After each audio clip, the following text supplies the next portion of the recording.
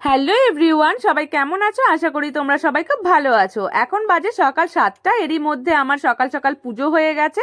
আজকে বাবানের স্কুলে final sports আছে, আমাকেও যেতে হবে। তাই সকাল সকাল উঠে কাজবাজ করে নেওয়া। আর এই দেখো, আমি বাবানের জন্য এখানে সব রকম সবজি দিয়ে খিচুড়ি বসিয়ে দিয়েছি। তোমরা দেখে হয়তো বলতে পারো এটার কালারটা লাল কেন। এটার মধ্যে আসলে বিট দেওয়া আছে, এটার মধ্যে অনেক রকম সবজি দিয়ে বসিয়ে দিয়েছি। আর এখানে দেখো, আমি দিয়ে দিয়েছি টিফিনে অরিও বিস্কুট, কেক, আর এদিকে জল। আসলে আজকে শুকনো খাবার দিতে বলেছিল।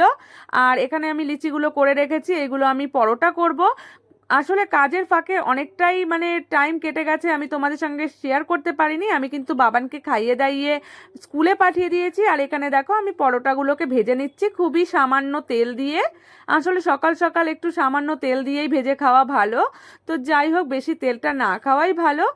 আর এই যে আমি সবার জন্য করে নিলাম চা।